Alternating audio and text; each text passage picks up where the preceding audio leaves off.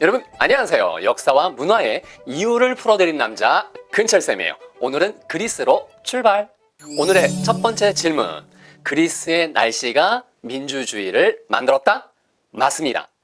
그리스에서 기원전 507년에서 그 8년 사이에 클레이스테네스가 일반 시민들한테 투표권을 주었죠. 그렇게 치면 한 2500년 전에 그리스에서 이미 민주주의가 시작이 된 겁니다. 굉장히 놀랍지 않나요? 그 이유가 물론 복합적으로 여러 가지가 있겠지만 그중에 기후가 1번이고요. 두 번째가 지형입니다. 한번 들어보세요. 자연스럽게 흘러가는지. 첫 번째, 그리스는 지중해 오른쪽에 있죠. 전형적인 지중해성 기후예요.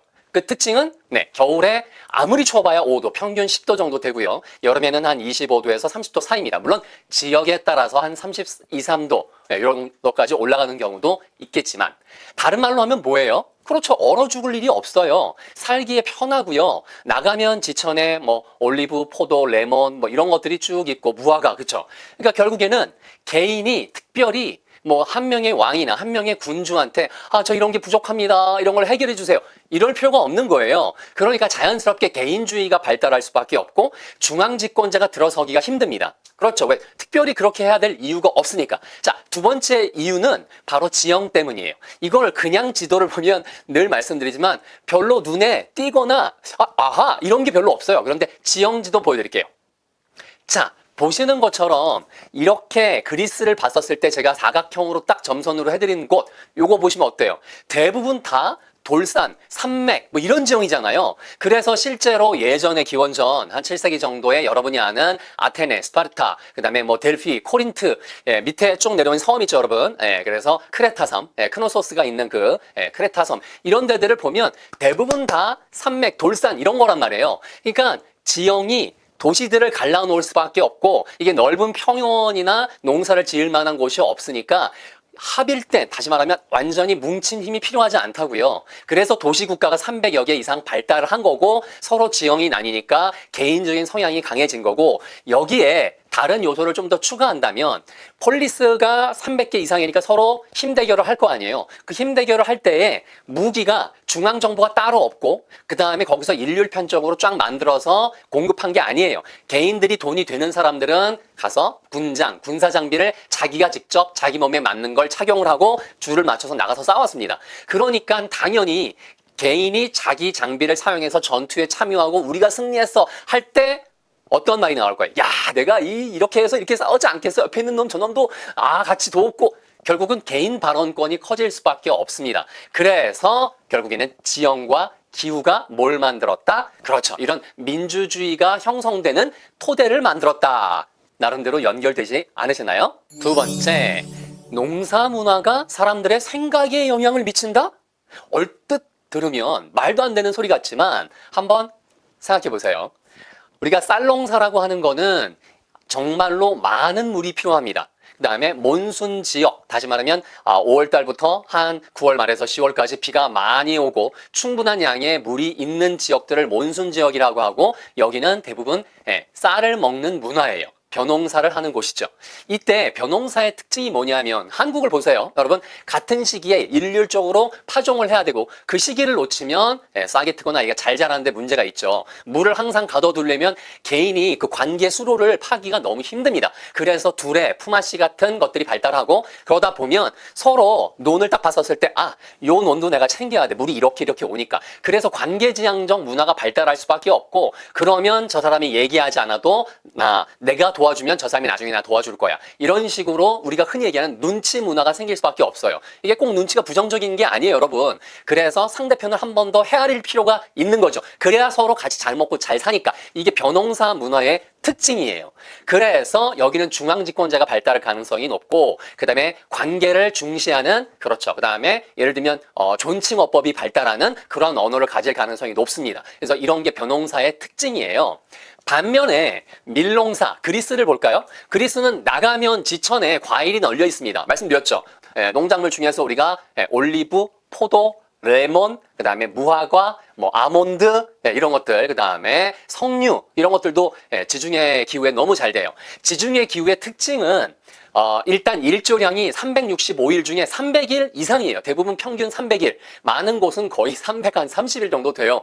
그러니까 1년 내내 한 달 빼놓고 그냥 땡볕이 내리쬐는 거예요. 이런데 잘 되는 농작물 방금 말씀드렸고요. 동시에 지역에 따라서 물을 많이 필요로 하지 않고 뭐 일조량이 살짝 적어도 잘 되는 게 밀이에요. 그러니까 밀은 같이 집단적 노력을 들여서 농업을 할 필요가 없는 작물입니다. 그러니까 밀 같은 경우에는 대부분 다 개인이 농사를 지을 수 있는 구조가 되는 거죠. 그 중에 하나가 밀과 보리예요. 그래서 이런 지중해성 기후에서 많이 먹는 게 밀과 보리입니다.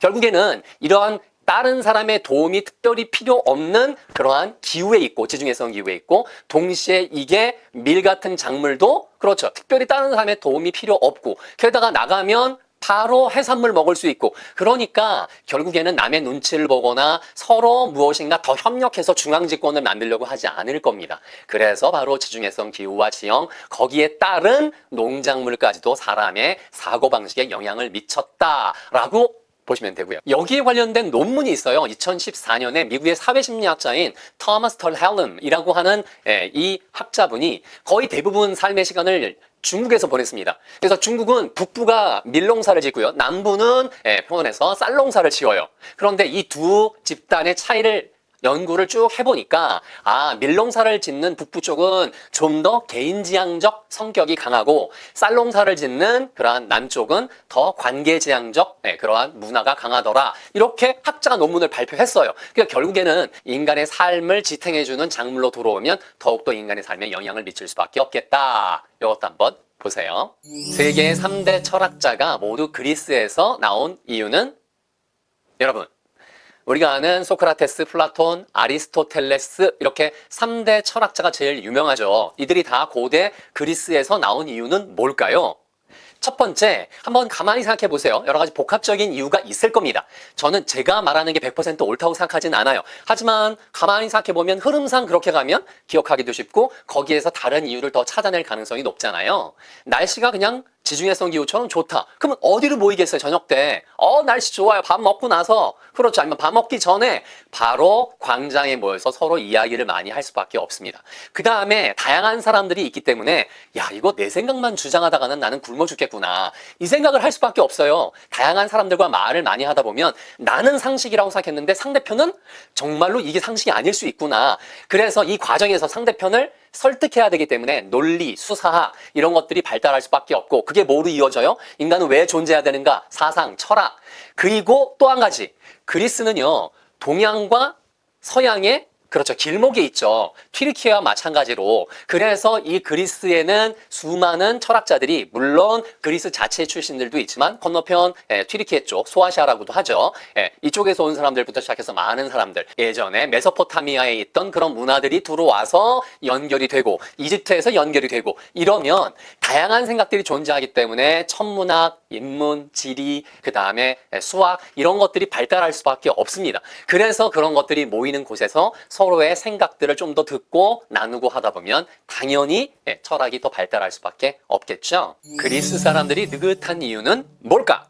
그리스로 여행을 하다 보면 지역에 상점을 들어가잖아요. 그럼 뭐 하나 사려면 한국에서 한 30초 정도 1분에 걸릴 일이 5배 내지 10배가 걸립니다. 시간이. 답답하죠. 그런데 어떻게 그리스 사람들은 이런 느긋한 문화를 가지게 되었을까요? 지중해성 기후, 늘 연중 비슷하니까 오늘이 내일 같고 내일이 어제 같고 이런 거잖아요. 그러니까 특별히 이 사람들은 생산성에 아주 목매면서 거기에 집착할 이유가 없는 거예요. 왜? 내일도 생존하는데 무리가 없으니까. 그래서 생산성보다는 사유와 사고, 대화에 더 초점을 맞추고 그래서 대화가 이루어지는 아주 오래 걸리는 식사를 하고 그리고 그 식사가 더운 일조량이 많은 때를 피해서 밤 늦게 9시나 10시에 저녁을 먹는 경우도 되게 많잖아요. 이게 지중해성 기후의 특징이더라. 그 느긋함이 한국적 시각으로 보면 이 사람들 왜 이렇게 게을러? 이렇게 생각할 수도 있지만 자연의 기후가 만들어낸 느긋함이 삶 속에 포함되어 있고 시간에 대한 개념이 같지 않구나. 그런 점에서 한국은 잿더미에서 정말 노력하고 개혁하고 서로 돕고 그래서 이 짧은 시간 내에 전 세계 군사 대국 5위, 그렇죠? 경제대국 10위 안에 속하게 된 거잖아요. 그런 점에서 지형과 기후, 이것이 사람 전체의 이런 생활 방식과 심지어 경제에도 엄청난 영향을 미친다. 이렇게 보시면 좋을 것 같아요. 오늘도 수고하셨어요. 여러분, 지형과 기후, 거기에서 출발한 여러분의 사고가 계속해서 확장되는 것을 제가 돕도록 하겠습니다. 건강 잘 챙기세요. 몸 건강, 마음 건강이 최고로 중요합니다.